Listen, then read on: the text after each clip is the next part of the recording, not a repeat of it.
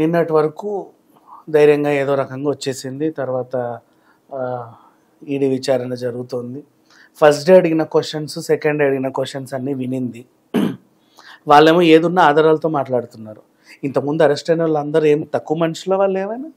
మాజీ deputy CM ఉన్నాడు, రకరకాల మనుషులు ఉన్నారు, అండ్ పెద్ద పెద్ద వాళ్ళు ఉన్నారు, ఎంపీ కొడుకులు ఉన్నారు, పెద్ద పెద్ద కంపెనీ ఓనర్లు ఉన్నారు, మహామహులు ఉన్నారు కదా.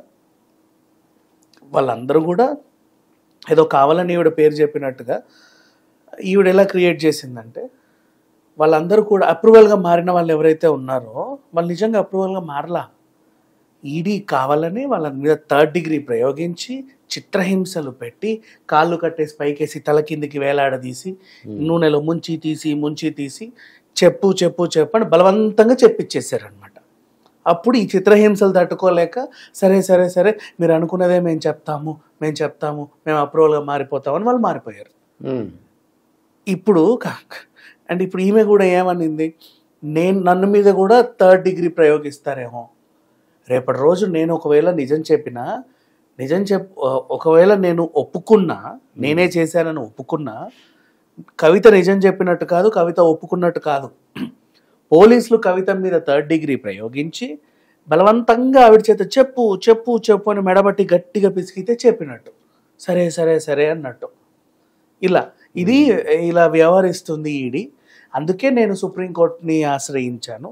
వీళ్ళు కావాలనే మా మీద దాడి చేస్తున్నారు అని చెప్పింది. ఎందుకు అంటే, గతంలోనే నేను చెప్పాను కదా నన్ను అరెస్ట్ చేస్తారు తప్పుడు కేసులు అని, మీకు గుర్తుందా అనింది గతంలో ఒక ఛానల్కి ఇచ్చిన ఇంటర్వ్యూలో. నెక్స్ట్ ఈ ప్రభుత్వము కావాలని మా మీద తప్పుడు కేసులు పెట్టి మమ్మల్ని అరెస్ట్ చేస్తుంది చూడండి ఓ 2-3 నెలల్లో అని చెప్పింది. తెలుసు ఆవిడకి అరెస్ట్ చేస్తారని, ఎందుకంటే మనం చేసిన తప్పు మనకు తెలియకుండా ఎందుకు ఉంటుంది, తెలుసు కాబట్టి అప్పుడు అలా చెప్పింది. అప్పుడు నేను చెప్పినట్టే నన్ను అరెస్ట్ చేశారు చూసారా అంటే, జనం ఏమనుకోవాలంటే అయ్యో పాపం ఆడబిడ్డ మీద ముందే చెప్పింది తప్పుడు కేసు పెట్టి అరెస్ట్ చేస్తారని, అందుకే అరెస్ట్ చేశారు. ఈ పోలీసులు నాశనం అయిపోను, ఈ మోడీ ప్రభుత్వం నాశనం అయిపోను, బంగారం లాంటి కవితని అన్యం పుణ్యం ఎరుగని ఆడబిడ్డని తీసుకెళ్లి జైల్లో వేశారని వీళ్ళందరూ తిట్టేసుకోవాలి.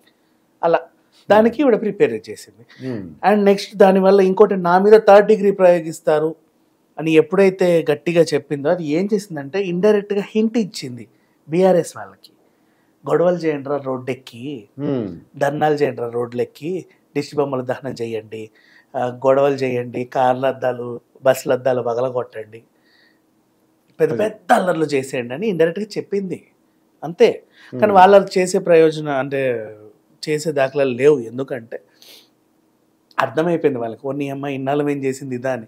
వీళ్ళు కూడా ఏం చేశారో తెలుసా, కుటుంబ పాలన మేము దోచుకుంటాం, సరేనా, మిమ్మల్ని నిలబెట్టాం కదా మీరు కూడా దోచుకోండి, మిమ్మల్ని మేము ఏమనం, మీకు నచ్చినట్టు మీరు దోచుకోండి, మాకు నచ్చినట్టు మేము దోచుకుంటాం అని చెప్పేసి ఫ్రీగా వాళ్ళకి ఫ్రీ హ్యాండ్ ఇస్తే, ఇప్పటివరకు బీఆర్ఎస్ ఎమ్మెల్యేలు, బీఆర్ఎస్లో నేను ప్రజెంట్ మీకు ఒక నాలెడ్జ్ ఇస్తా అండి.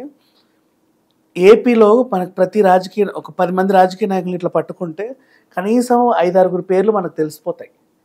ఇక్కడ కూడా ఇంతకుముందు కాంగ్రెస్లో ఉన్నప్పుడు లీడర్స్ అయినా సరే ఇట్లా 10 మందిని పట్టుకుంటే 9 మంది పేర్లు తెలిసిపోయేవి. టీడీపీ నాయకులు కూడా 10 మందిని పట్టుకుంటే 9 మంది పేర్లు తెలిసేవి. ఈవెన్ వైసీపీ అంతే. బీఆర్ఎస్లో గెలిచి ఎమ్మెల్యేలు మంత్రులై ఉంటారు కానీ ఒక్కడు ఎవరికి తెలియదు తెలుసా, అసలు వాళ్ళకు కూడా తెలియదు ఆయన మంత్రి ఎమ్మెల్యే అని. పొద్దున్న లేచి చూస్తే ఎమ్మెల్యే గారు నమస్తే, ఓహో నేను ఎమ్మెల్యేని కదా అనుకుంటారు. ఎగ్జాక్ట్లీ అట్లాంటి ఎడ్డెడ్డెడ్డెడ్ మొహాలన్నింటినీ తెచ్చేసి క్యాబినెట్లో పడేశారు.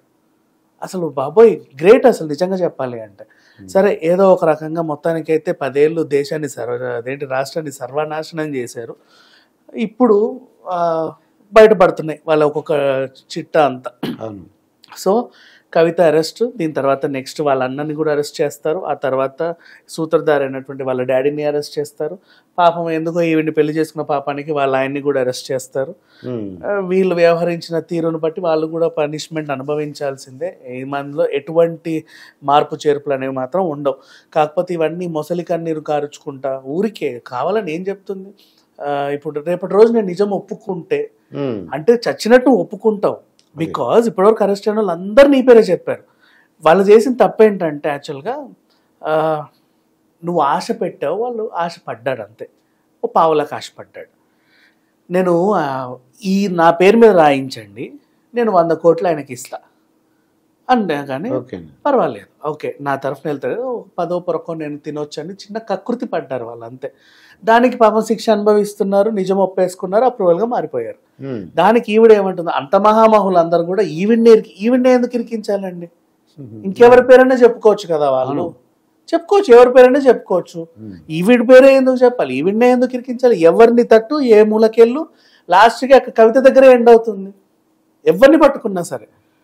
అండ్ కవిత దగ్గర ఎందుకు ఎండ్ అవుతుందంటే అసలు కవిత దగ్గరే స్టార్ట్ అయింది కాబట్టి. అసలు ఆ లిక్కర్ పాలసీ కూడా కేజ్రీవాల్కి వీళ్ళే చెప్పుంటారు, ఇటు ఒకటి ఉంటే బాగుంటుంది, మనం బాగా సంపాదించుకోవచ్చు అని.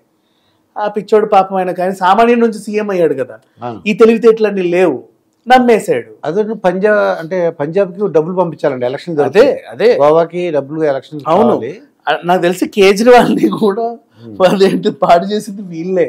అయినా సామాన్యుడి నుంచి సీఎం అయ్యాడు, అంత తెలివితేటలు ఉన్నాడు ఆయన కాదు, నిజంగా చెప్తున్నా. అంటే రాజకీయ తెలివితేటలు.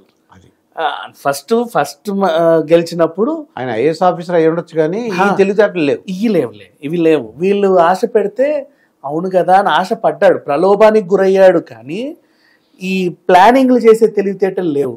వీళ్ళకి ఇవన్నీ ఉన్నాయి కాబట్టి తెలంగాణలో నాడి పట్టుకొని చిన్న సెంటిమెంట్, జై తెలంగాణ అని ఒక చిన్న సెంటిమెంట్ని పట్టుకొని సీఎం అవ్వాలా?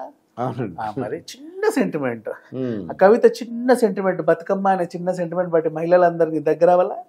మరి ఇంకేంటి, అంతకుమించి ఇంకేం కావాలి వీళ్ళకి? సరే, ఏదేమైనప్పటికీ కవిత మాత్రం బయటికి వచ్చే అవకాశాలు లేవు.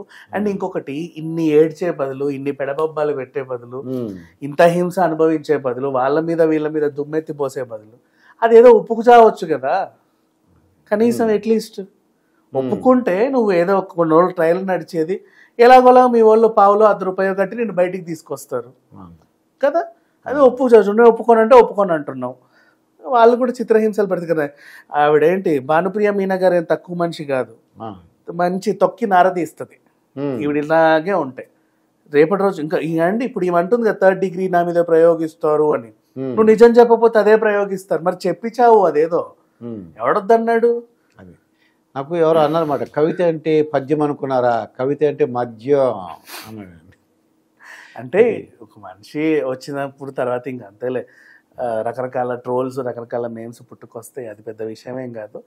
బట్ ఏదేమైనప్పటికీ ఈవిడ నిజం ఒప్పుకోకపోవడం వల్ల, ఈవిడ వల్ల వీళ్ళ కుటుంబం అంతా ఫీల్ అవుతుంది. అండ్ ఇంకొకటి, 10 రోజులు ఆగి వస్తా అన్నాడంట వీళ్ళ ఆయన పిలిస్తే, బాబు నువ్వు కూడా రా, కథ ఏందో చెప్పు, ఎక్కడెక్కడ ఏమేమి తగలబెట్టారు, ఏమేమి ఎలగబెట్టారో చెప్పవా నాకు అంటే, ఈయనతో పాటు 6 డజన్ మంది స్టాఫ్ వాళ్ళని కూడా పిలిచారు.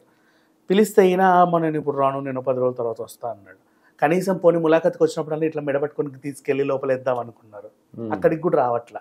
నువ్వు నిజంగా తప్పు చేయకపోతే వస్తావుగా, దేనికి దాక్కోవడం ఎందుకు, ఇట్లా తిరగడం ఎందుకు, అవసరమే ఉంది? అంతే కదా, నువ్వు నిజంగా ఉంటే వస్తావు, ధైర్యంగా వస్తావు.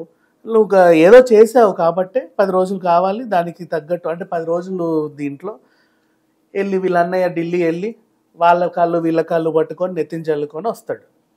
ఇవన్నీ ఎప్పుడు ఉండాలో తెలుసా, రాష్ట్రానికి మోడీ గారు వచ్చినప్పుడు, ఆయన అవమానించినప్పుడు, వాళ్ళ గురించి పిచ్చి పిచ్చిగా వాగినప్పుడు, మన గవర్నర్ గారి గురించి పిచ్చి పిచ్చిగా వాగినప్పుడు, అప్పుడు ఆలోచించుంటే ఇప్పుడు ఇక్కడి వరకు వీళ్ళకి వచ్చేది. అంటే వాళ్ళు కావాలని వీళ్ళని చేశారు అన్నట్లే, ఈవిడ చేసిన తప్పుకే ఇరుక్కుంది.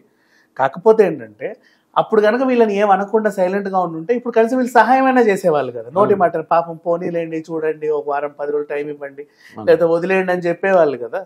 ఇప్పుడు అది కూడా లేకుండా పోయింది. నీకు అంత అవసరం, నువ్వే కొని తెచ్చుకున్నావు, అనుభవించండి, నష్టమే ఉంది.